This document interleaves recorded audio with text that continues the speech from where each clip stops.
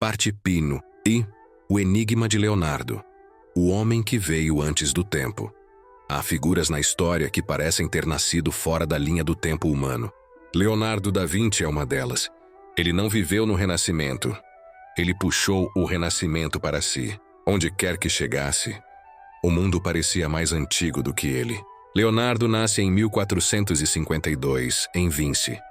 Um vilarejo pequeno demais para conter a vastidão que crescia dentro dele. Era filho ilegítimo. Não teve educação formal completa. Não falava latim fluentemente, algo que, para a elite intelectual da época, era quase uma sentença de inferioridade. Mas Leonardo desafiava qualquer regra que tentassem impor a ele. Era como se sua mente dissesse: se o conhecimento tem portas, eu as abro por conta própria. Enquanto outras crianças observavam o mundo, Leonardo o interrogava. Ele perguntava por que a água se curva quando bate na pedra, por que os pássaros conseguem voar, por que o céu muda de cor, por que os músculos se movem em espiral. Para ele, tudo era uma evidência de que o universo estava escrito em uma linguagem secreta, e seu destino era decifrá-la. Esse impulso o levou ao ateliê de Andrea del Verrocchio, onde Leonardo aprendeu pintura, escultura, engenharia, metalurgia, arquitetura e anatomia. Ali, um jovem de 20 anos já se destacava não apenas pelo talento técnico, mas pela inquietação filosófica. Leonardo não pintava objetos. Ele pintava o que havia entre eles. Pintava o ar, a luz, as sombras, a transição imperceptível entre matéria e espírito.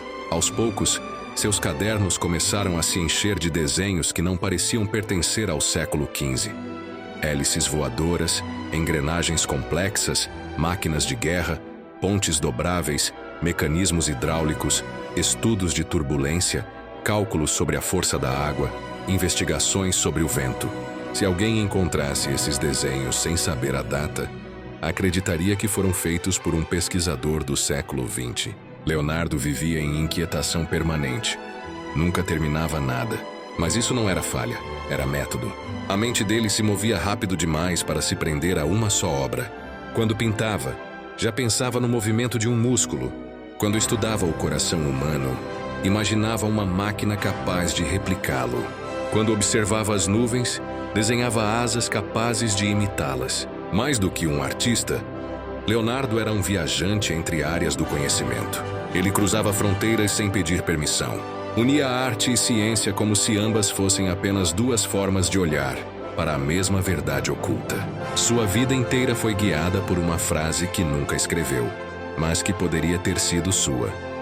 Entender o mundo é a única forma de sobreviver ao tempo.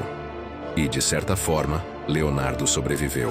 Suas anotações, escondidas em cadernos que só seriam redescobertos séculos depois, revelam o que ele realmente foi. Um homem cuja mente operava com lógica moderna, precisão científica e intuição artística. Ele não vivia no futuro. Ele era o futuro, aprisionado em um corpo renascentista. Parte 2. O cientista antes da ciência. Anatomia, voo, máquinas e o sonho de dominar a natureza.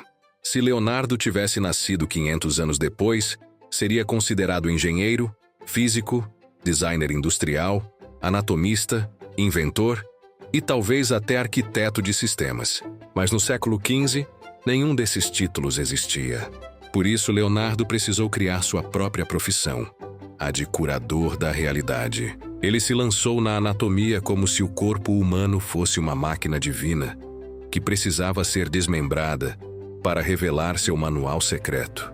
Fez dissecações clandestinas, estudou ossos, músculos, vasos, tendões e órgãos internos com uma precisão tão obsessiva que seus desenhos ainda hoje são referência para artistas e médicos.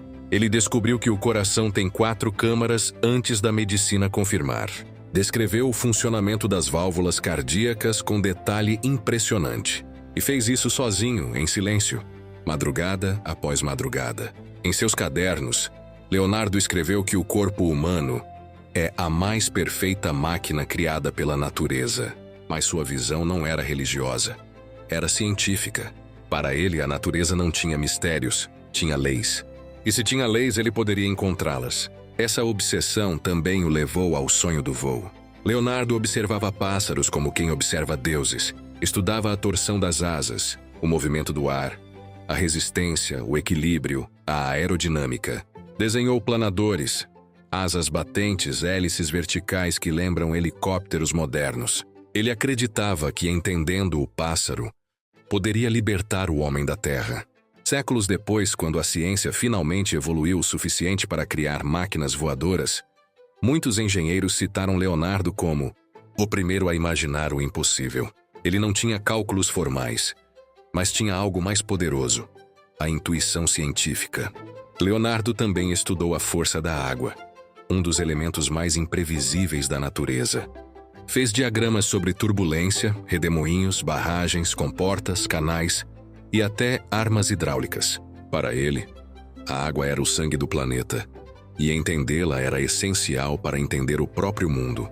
Mas talvez uma das facetas mais surpreendentes de Da Vinci seja sua capacidade de projetar máquinas militares. Ele viveu em uma época de guerras constantes e sabia que os príncipes contratavam talentos para fins militares. Assim, desenhou tanques blindados, metralhadoras primordiais, pontes móveis, catapultas aperfeiçoadas e sistemas de defesa. Era irônico. O artista mais sensível da história também foi o inventor de algumas das máquinas mais destrutivas já concebidas até então. Leonardo não era pacifista, era pragmático. Sabia que viver de arte era instável. Ser engenheiro militar lhe dava estabilidade e permitia financiar seus experimentos. Assim, Da Vinci se transformou em algo impossível de categorizar. Um cientista antes de existir ciência, um engenheiro antes de existirem engenharias, um anatomista antes da medicina moderna, um inventor antes da Revolução Industrial. Ele era um homem cujo tempo interno estava sempre séculos à frente. Para Leonardo, a pintura não era estética, era filosofia. Ele acreditava que a arte tinha a função de revelar aquilo que os olhos humanos não percebiam sozinhos. A pintura era um tipo de tecnologia da percepção. Quando observamos a Mona Lisa, por exemplo, percebemos o sorriso. Mas Leonardo estava interessado no que acontece entre os músculos do rosto. Por isso usou o esfumato, a técnica que dissolve as bordas, criando transições suaves que o cérebro quase não detecta. É por isso que ela parece sorrir e não sorrir ao mesmo tempo. A obra cria um fenômeno psicológico. O quadro muda dependendo da sua emoção. Em A Última Ceia, Leonardo não pintou apenas uma mesa.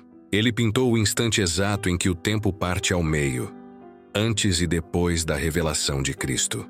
Cada apóstolo reage de uma forma humana, real, dramática. A pintura não mostra uma cena religiosa, mostra um terremoto emocional. Leonardo pintava atmosferas, pintava o ar, pintava as partículas que não vemos. Ele captou algo que nem a física da época sabia explicar. A luz muda o mundo. Seu olhar filosófico fazia com que suas obras parecessem vivas, respirando. Ele não pintava santos perfeitos. Pintava pessoas com alma, dúvidas, tensões internas. Leonardo acreditava que a alma humana não é um objeto, mas um movimento.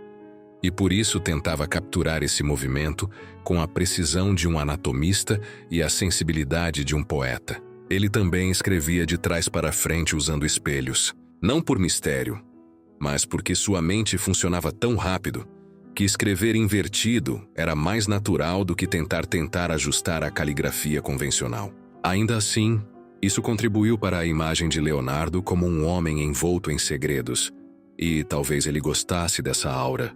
No fim da vida, Leonardo olhava para suas obras com frustração. Dizia que nenhuma pintura está realmente terminada, apenas abandonada.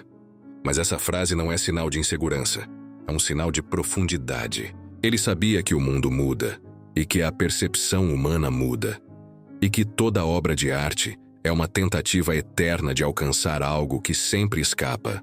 Leonardo morreu em 1519, mas não deixou de viver. Ele se tornou um arquétipo, o arquétipo do ser humano que recusa limitações e reinventa a própria época. A grande lição de Leonardo não está em suas invenções nem em suas obras, mas em sua postura. Aprender tudo, observar tudo, questionar tudo e, acima de tudo, Não aceitar nenhuma fronteira imposta pela ignorância do seu tempo.